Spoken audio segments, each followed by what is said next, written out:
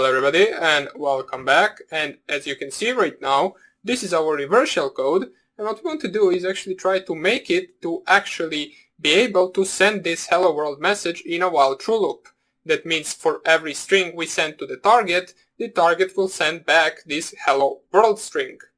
So in order to do that, we need to place this in a while true loop, so while true, and we need to tab all of these commands so it can execute them infinitely. So first of all, we execute the socket creation, then we call the shell function, then we close the socket after the shell function finishes. Even though this function will actually be in an infinite loop, so that means that we actually need to code something that will make this quit right after we specify some certain command. So let's say, for example, if we send Q to this reverse shell, it will terminate and it will close the connection.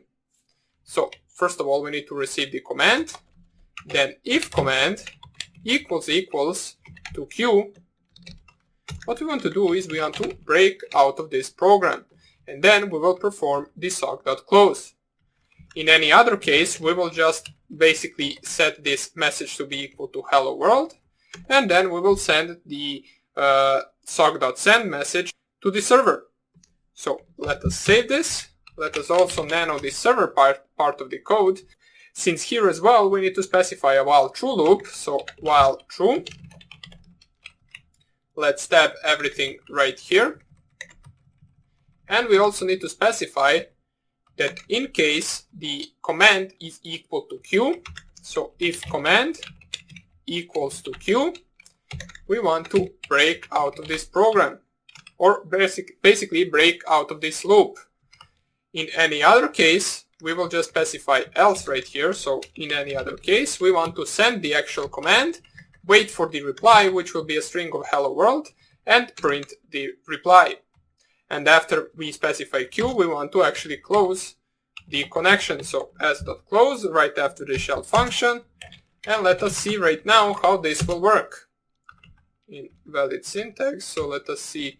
Okay, so we are missing two dots right here in order to determine the function. Okay, let us run this right here, listening for incoming connections. Let's open a second terminal. So let's let the server be here and the second terminal right here. Let us enlarge both of them so we can see everything a little bit better. And if I go to my Python and then reverse and run my reverse shell, we get prompted for the actual command. If we type ls, we get printed out hello world, who am I, once again hello world, and if we specify Q, we get the broken pipe. Now let us see why we actually get the broken pipe. So we nano the reverse shell right here. Let us actually try to remove the actual shell function for now on, so we can see if that is the actual reason why we are getting the broken pipe.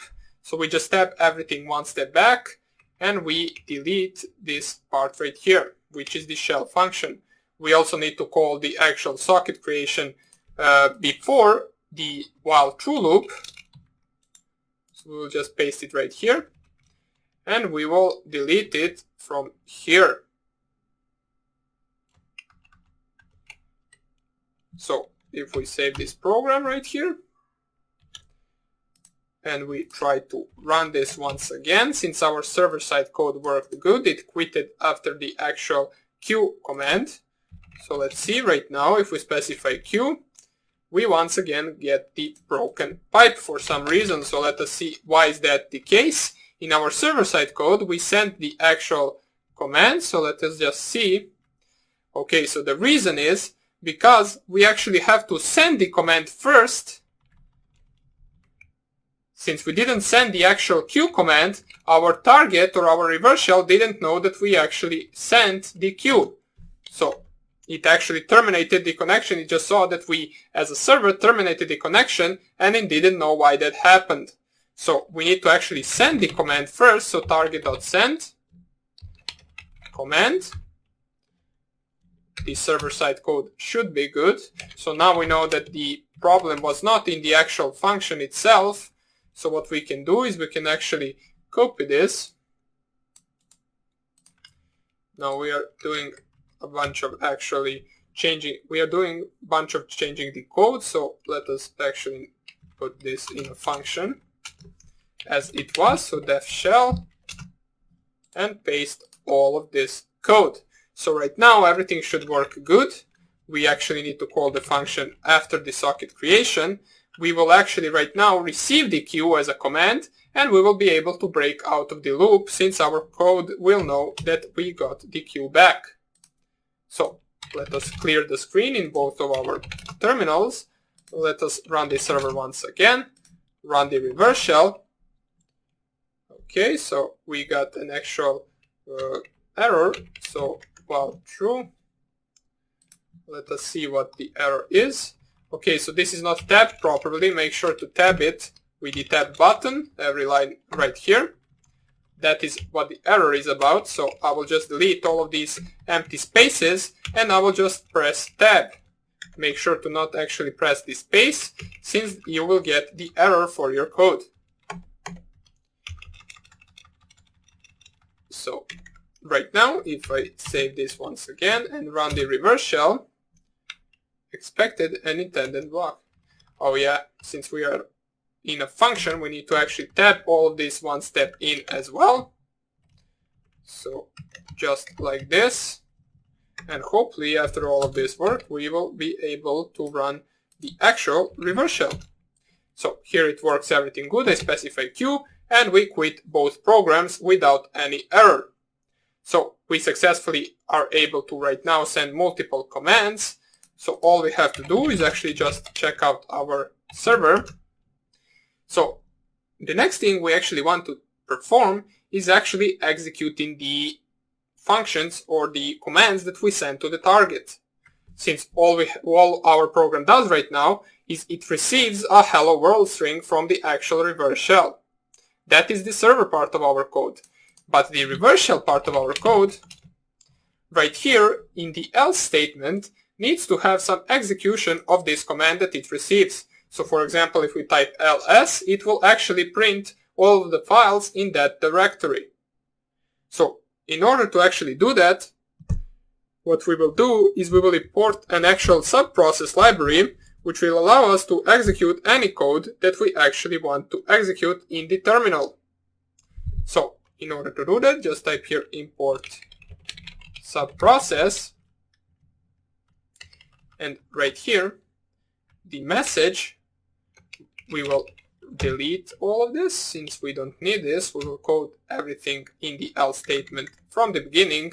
We will call our variable where we will receive the output. We will call it result. And there we will store the actual output of this command that we get from the server. But before we do that, we need to create a process. So in order to do that, we need to type here, so just follow with me, subprocess.popen. So we're opening the process, which is the process that is ran by the command that we receive. So it is stored in this variable right here. We need to specify shell to be equal to true, stdout to be equal to subprocess.pipe, stderror to be equal to as well subprocess.pipe. So this is just the syntax for the subprocess library, and std input to be equal to subprocess.pipe. So once we create the proc variable, all we need to do is just take the proc, and from that variable we need to take the standard output.read. So we want to read from it, and we want to also get proc.standarderror.read. And we will store both of these in the result variable, and once we actually store it in the result variable, we can just send or sock.send the actual result. This will happen in every case. Instead of the case where we specify queue, then it will just break out of this loop and it will close the connection as well as the program. So if I just Control O and save this, also check out the server side of code. And let's rename here as well, so we don't want to have message variable. Let us call it result so it doesn't get confusing. And we want to print the result. So our result variable will store the output of the command executed on the target machine. then we will print that output. So let us see how that will work. We save this. We run this server in this terminal right here. And in the other terminal, we run the reverse shell. We get prompted the shell. It says connection established from this IP address at this port. If we type ls, we can see that we get listed the available files in that current directory. So we know that everything works well. Let's try other commands as well, such as who am I. It says we are the root, such as ifconfig. We get the output of our ifconfig, so we know everything works perfect. Also, if we specify q, it will quit both of our programs, and we know that we successfully created the reverse shell that is now able to execute commands in the target system. So for now on, we did a pretty good job at actually creating the server-side code and the reverse shell side code. Now we want to actually add a bunch of different functions, and to fix some of the functions is there are errors right here, such as, for example, if you wanted to change directory, you would not be able to, as well as if you wanted to receive the amount of data that is larger than the 1024 bytes, I believe. Yeah, 1024 bytes, which we specified right here. Our program would actually crash, since we are trying to receive more data than we specified our result variable to have. So we need to fix that as well. And we will fix that in the next tutorial. So that will be about it for this tutorial. I hope you enjoyed it, and I hope I see you in the next lecture. Bye!